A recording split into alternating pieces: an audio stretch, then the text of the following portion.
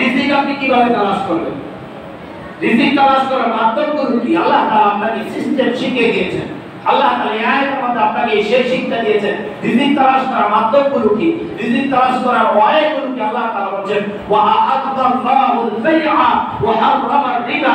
তুমি রিজিক তালাশ করার জন্য তুমি ব্যবসা করো, তোমার জন্য ব্যবসাকে মহান আল্লাহ তাআলা হালাল করেছেন। সুবহানাল্লাহ। উচ্চ আওয়াজে বলি সুবহানাল্লাহ। আল্লাহ তাআলা ব্যবসাকে করেছেন কি?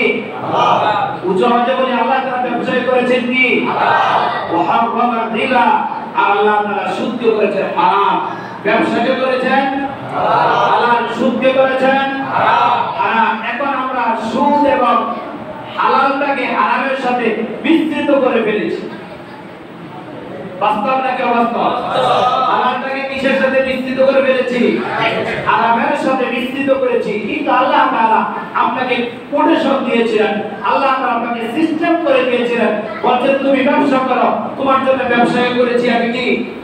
হালাল। আর সুদকে করেছি কি? হারাম। আমরা সুদ এবং ব্যবসা দুইটাকে একত্রিত করে এক ভাই মনে করে আমাদের জীবন পরিচালনা করা শুরু করছি। বাস্তব নাকি অবাস্তব? বরং যে হালাল খেয়ে যদি আপনি ইবাদত করতেন, আপনার ইবাদত শতভাগ কবুল। হালাল খেয়ে যদি আপনি কুরবানি দিতেন, আপনার কুরবানি শতভাগ কবুল। এই হালাল ব্যবসা করে আপনি যদি হজে যেতেন, আপনার হজ শতভাগ কবুল। এই হালাল উপার্জন করে আপনি যদি অন্যান্য পারিবারিক কাজগুলো করতেন, আপনার প্রিয়তমা স্ত্রী দিতেন, আপনার আব্বাজানকে দিতেন, আম্মাজানকে যদি আপনি দিতেন, সেগুলো তো কি হালাল হতো। কিন্তু আপনি সুদের সাথে ব্যবসাকে একসাথে মিলিত করার কারণে পুরোটা প্রচেষ্টাকে, পুরোটা সিস্টেম ওয়াইটাকে আপনি হারামের সাথে ডাইভার্ট করে দিয়েছেন, আমার হারামের সাথে মিলিয়ে দিয়েছেন। বাস্তব নাকি অবাস্তব?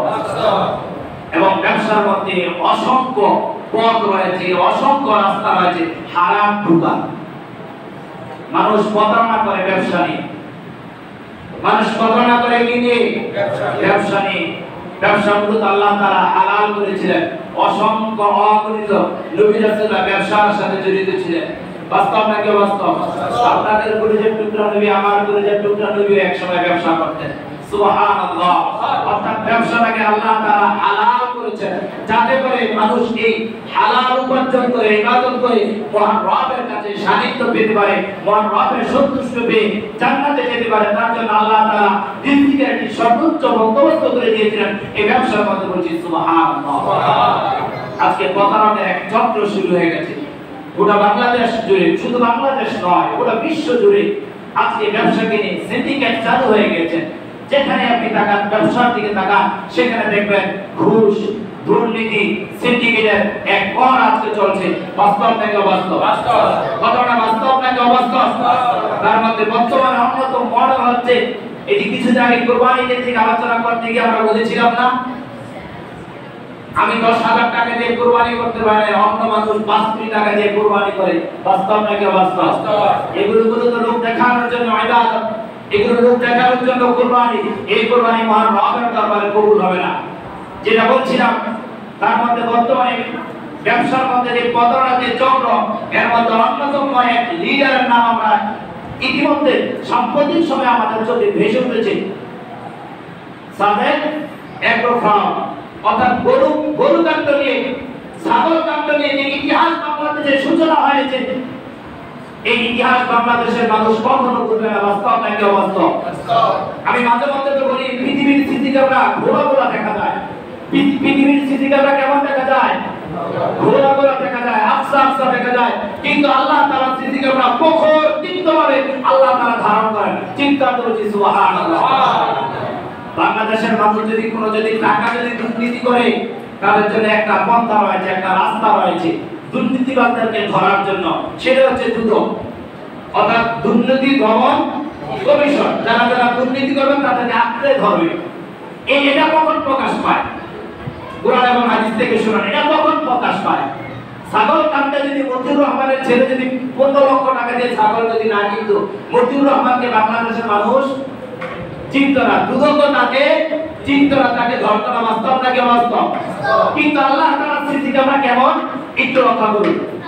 সূরাতুল কফের মধ্যে আল্লাহ তাআলা বলেন, 26 নম্বর পারা 19 নম্বর পৃষ্ঠার 3 নম্বর লাইনের মধ্যে আল্লাহ তাআলা বলেন, মা ইয়ালফিযু মিন ক্বাবলিন লাদাইহি ইল্লা রাকিবুন আতীদ। অর্থাৎ আপনি অপরাধ করেছেন, আমি অপরাধ করেছি। এই অপরাধগুলো পৃথিবীর মানুষের যে সিসি ক্যামেরা আছে, যে দুর্নীতি দমন কমিশনের যে গোটা পৃথিবীতে যে একটা নেটওয়ার্কে তারা দুর্নীতি মানুষদেরকে ধরে, সেটার মধ্যে লুকোচুরি খেলা যায়। বাস্তব নাকি বাস্তব? ডানে বামে কাজ করে সিস্টেম হয়ে ঘুরানো যায়। কিন্তু আল্লাহ তাআলা এখানে কি বলছেন? লা ইয়ালফিযু মিন কাওলিন ইল্লা লাদাইহি রাকীবুন আতীদ। প্রকাশ্যে গোপনে মানুষ যা কিছু করছে আল্লাহ তাআলা সুতীক্ষ্ণভাবে আল্লাহ তাআলা ধারণ করছে। কি করছে? কি করছে? সুতীক্ষ্ণভাবে আপনি কিংবা আমি فمن يعمل مثقال ذرة خيرا يره ومن يعمل مثقال ذرة شرا يره। পৃথিবীতে ছোট্ট যে ন্যায্য করেছি সেটা আল্লাহ তাআলা সেদিন আমাদেরকে জাযা দান করবেন। ছোট্ট যে অপরাধ করেছি সেটার জন্য আল্লাহ তাআলা কিয়ামতের ময়দানে আমাকে আপনাকে শাস্তি দেবেন। বাস্তব নাকি অবাস্তব? তার জন্য পৃথিবীর মানুষের চোখকে আপনি ফাঁকি দেওয়া সহজ নাকি কঠিন? কথা বলা সহজ নাকি কঠিন? কিন্তু আল্লাহ তাআলা বলেন লা ইয়ালফিযু মিন ক্বাবলিন ইল্লা লাদাইহি রাকীবুন আতীদ। আল্লাহ তাআলা আপনার যে অপরাধ করেছেন সেটা সুতীক্ষ্ণভাবে আল্লাহ তাআলা ধারণ করবেন। এজন্য আমরা যারা ব্যবসা করছি, ব্যবসার সাথে যারা সংশ্লিষ্ট রয়েছি, আল্লাহ তাআলা আপনার ব্যবসাকে করেছে হালাল, আর আপনার সিস্টেমের কারণে, আপনার পরিচালনা করার কারণে আপনার ব্যবসাটা হয়ে গেছে হারাম। হালালের সাথে হারাম মিশ্রিত হওয়ার কারণে হালালটা হারামের মধ্যে অন্তর্ভুক্ত হয়ে গেছে। তার জন্য উপদেশ বাণী হচ্ছে আমরা যতদিন ব্যবসা করব ততদিন পর্যন্ত হালালময় ব্যবসা করব। বাস্তব নাকি অবাস্তব? কি ব্যবসা করব?